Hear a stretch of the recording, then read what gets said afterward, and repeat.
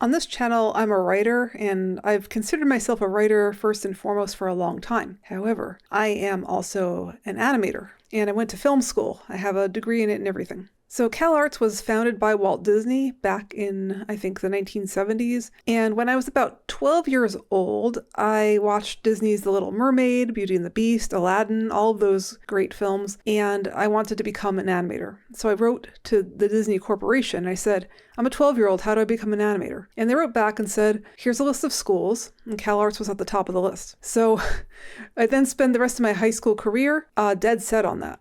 I went ahead and I drew every single day. I took life drawing classes at night. I drew comics and cartoons. I put together a stellar portfolio. Now, CalArts admits, I'm not sure. At the time, it might have been 60 students per year, and they got many thousands of applicants. And I was stoked that I got in. I had taken a pre-college course for our artists and animators at the Maryland Institute College of Art because I grew up on the East Coast. And I thought, okay, I'm prepared, I'm a good artist, and I flew 3,000 miles across the country, and I decided, all right, here I go, CalArts. I went to CalArts for the entire 4 years, and I have no regrets. It was a really fun experience full of some of the most creative people in the world. Animators who go to CalArts are usually, some of them come from like almost dynastic families of animators. There are people that have been dead set on that career all their lives. I came from a little bit of a different background from the get-go, and I'll say this is mostly why I became a novelist instead of an animator. I was always a storyteller first and foremost.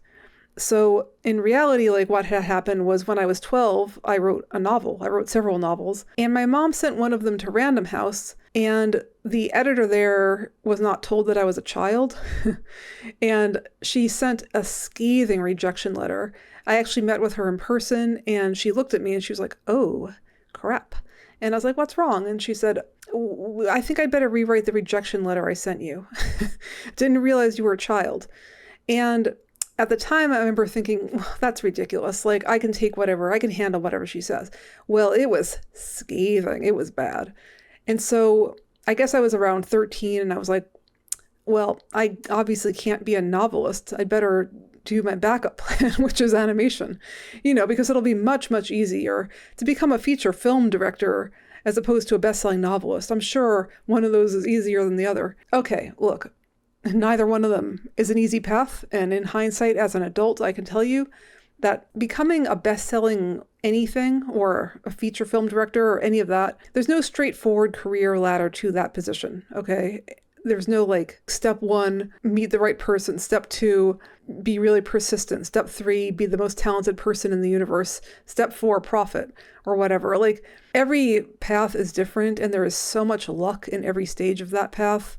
There are 10 million failure stories that you're not seeing who try just as hard. So anyway, as a child, I didn't know that. I thought, okay, well, here I am. I'm ready to become the next Brad Bird, the next Tim Burton, the next Steven Spielberg. I'm pretty sure I can handle it and I can do it. So I went to CalArts. So I could go on and on about my time at CalArts. You can always feel free to email me or message me and ask any questions. My first year there, I'd say I had a little bit of imposter syndrome, or maybe a lot of imposter syndrome.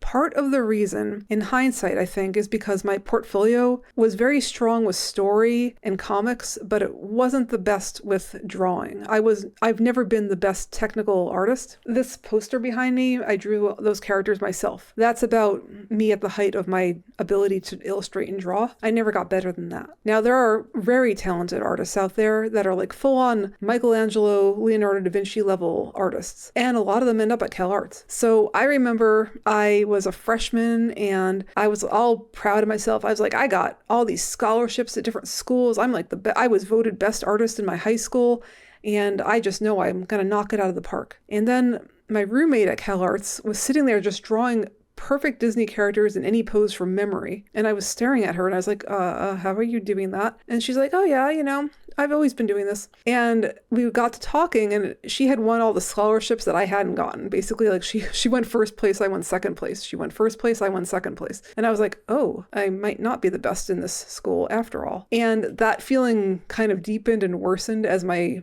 freshman year went on. Well, I'll tell you, like all 4 years in the character animation department, they had a thing called the producer's show, where students would make a student film every year and get judged by teachers and peers, and a select few students would get into this 90-minute long production called the Producer's Show at the end of the year. And the Producer's Show was held at the, I think it was the Academy Award Building. I think it's one of those major venues in Hollywood. And they would invite like the top brass from LucasArts, Disney, Nickelodeon, all of the major animation studios in Hollywood and Northern California to look at these student films.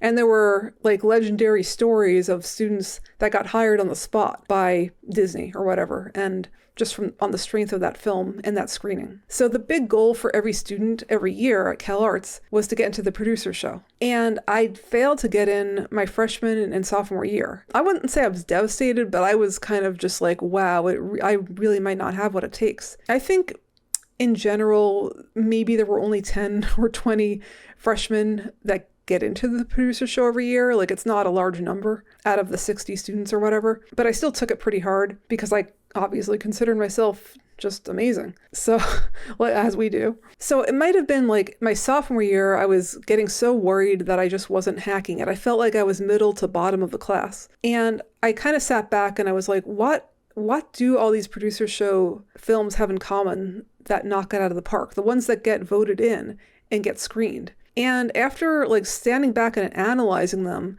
I realized it wasn't the technical art. It wasn't the animation. It was the ones with good story. The ones that had a really gripping story that made you laugh or made you cry. If you can make an audience laugh or cry in like 4 or 5 minutes, that's some talent. That's really something with a story. So I decided for my junior year, going into the third year at CalArts, I would aim to do that instead. And it did work. That one got into the Producer's Show, and so did my fourth year one. But I don't want to make it sound like CalArts was all about the Producer's Show and nothing else. There was so much more to it. You learn from like teachers that are Disney or Warner Brothers or Cartoon Network animators on the job. They teach at night at CalArts. So it is a trade school. CalArts is accredited as a full college. However, I think it's like kind of a well-known thing that their academic classes might leave a little bit something to be desired if you're looking for real academics. And I actually ended up taking academic classes back home in New England so that I could fill those credits with something that I actually thought was more fun than what the academic stuff that was being taught at CalArts. And they do allow you the flexibility to do that, so you don't necessarily have to take all your academic classes there. There's also a community college really just down the street from CalArts called College of the Canyons. And I took a screenwriting course there and a few other things, and I wouldn't knock it. I mean, especially if you're a California resident, it was very cheap to go to there. Culture-wise, CalArts is a weird place. The vision of the school was that all of the arts would have a place to kind of hang out together. So they have a school of dance, a school of theater, school of fine arts, school of music. In reality, the animation department kind of sticks to itself, and I think some of the other departments more or less stick to themselves.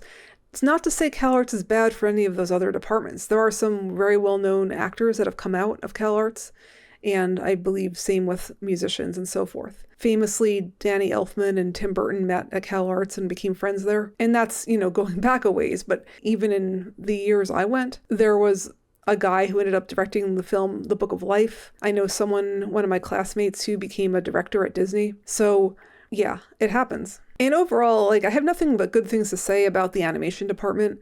It's a very much an immersive environment where you are among talent. And they took us on field trips to DreamWorks and other studios, and we would get really great behind-the-scenes glimpses. I even took a trip to Japan and visited Studio Ghibli and other Japanese anime studios with the department, and it was so cool. We were just there seeing everything behind the scenes. Now, of course, everything I'm saying comes with the disclaimer that I'm talking about kind of the 1990s. It was a while ago. Things may have changed. I know there is now an online school called Animation Mentor, and I've heard good things about it. I've actually taught animation at a local community college here in Texas, and I've mentioned Animation Mentor and others. So CalArts is great if you can pay the tuition. Back when I went, the tuition was expensive, but not insane. I know, of course, tuition's only gotten worse. And to be frank, you really could learn a lot of this stuff online yourself. That's the case with most things. But, like with lawyers and doctors, you generally do need a degree. There's a lot of venues that require that. With the arts, you do not need a degree. No one's going to demand that from you. No employer would demand that. It might help open some doors. I was able to teach at the community college based on the strength of my degree. Now, with all that said, again, you might wonder, like, well, am I like the sole dropout of CalArts? Well, not dropout, I graduated, but am I the sole person that didn't make it afterwards? And the answer to that is no. I know other people that have gone their separate ways. Either they got disenchanted with the struggle that is being an artist, and it is a struggle. Even if you have a $100K salary working in Hollywood, even if you're at a major game studio, crunch time is real. A lot of it is seasonal work. There are strikes in Hollywood very often for reasons.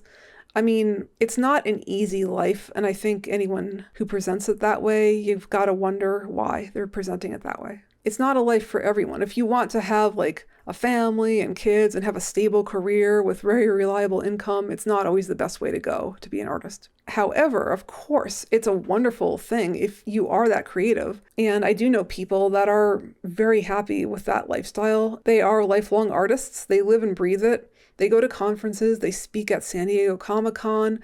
They have like best-selling web comics. They've got books that are coming out, children's books and so forth. And when we're not talking indie published, we're talking major publications, people that design toys for Mattel and Hasbro, and so forth. There are many paths you can take going to CalArts, getting that degree, or getting it from Animation Mentor, I believe. And of course, there are other competing schools like Van Arts, Sarasota, Ringling. Those are some of the major ones in the US. And I know artists from all of those. I mean, look, I live and breathe art, okay? So I also know people that feel like their dreams have shattered when they were trying and trying and trying, and then one day they woke up and they're 40 and they're like, well, I didn't make it yet, and I may never make it, and I've been trying hard this entire time, and some of them did have to throw in the towel. It's not the case for everyone. It really is a crapshoot. Time and place, timing is everything as well. I will say, so when I was at CalArts, my junior year, they have these big portfolio shows where major employers, animation and game studios come to hire the students. And we were all showing our portfolios. And I got a job offer from LucasArts. And it was a pretty good offer. And this was in my junior year. And I said, no, I want to finish school, thinking that it would be easy for me to get a job the next year. I had a friend that got a job offer from Nickelodeon, that same exact show, I believe. And he took it. And he's like, I'm going to be making more than my nurse mom makes every year at Nickelodeon. I'm taking the job. I'm not finishing my degree. So what happened was he was on the ground floor of SpongeBob right when it was starting up. So he got in good with that crew and he became like a lifelong Nickelodeon artist, more or less. For me, what happened was the year after my senior year, Disney laid off something like 800 animators. It was right after they'd had one of their biggest bombs, the dinosaur film, which was 3D. I'm really dating myself with these names, I suppose. But all of this is to say, you can't predict the market. You can't predict what craziness is going to happen in the industry. So Disney had a string of kind of bad hits that like the last few years. And Pixar was really taking off. This was before Disney bought them. Anyway, and because of that, there were tons and tons of veteran Disney animators who were out of work in the job market the year I graduated, and it became impossible for my entire class to find jobs that year, more or less. So I remember just applying to everywhere, and all of them would said, oh, your portfolio is great, but we're not hiring, sorry. I was just about to give up, and I applied to a game studio, a local one in the same town as CalArts. And they had just hired a whole bunch of my classmates. And so they said, you're hired. And I was like, what? Don't you want to see my portfolio? And they said, no, you're hired. And it was because people there knew me already. It was kind of crazy. That doesn't normally happen. And it was because games hadn't taken off yet. This was the year 2000. There weren't major, Blizzard wasn't really a big thing yet. And games were considered like the little stupid stepchild next to film. And so right time, right place, I got into the game industry, and I stayed in the game industry for about 12 years. I was an animator on a whole bunch of Nickelodeon and other titles. I'm not going to list them all here. I've got them on my website. Some of my friends that are now currently, directors at Warner Brothers or Disney and so forth, they also had a lot of trouble that year. Some of them became caricature artists at Six Flags, or they went home, or they did whatever they could to survive, working at pin factories or whatever, designing pins, things like that. Things did turn around eventually. It took a year or two, I believe maybe 3 years. And some of them started to get hired at the places they wanted to get hired. And it worked out really well. For me, I felt kind of stable at that game studio I was at, and so I stayed. I really don't have any regrets about any of that. Going back to CalArts, I've heard that it is not the best school for certain disciplines. I'm not going to name them. I'm not going to knock them. I know there were some students I talked to outside of the animation department who said they had regrets and they wish they had gone to a different school. You know, it is a small school. It may not be for everyone. I do think for animation, it is one of the best in the world. Is it worth the tuition? Only you can decide that, but I would definitely take that with a little bit of a grain of salt. But besides tuition, you know, there's experience. And the experiences that I had, like, they'll stick with me. It's a formative time of your life when you go to college. And going to a college full of insane animators and artists can really shape who you are as a person.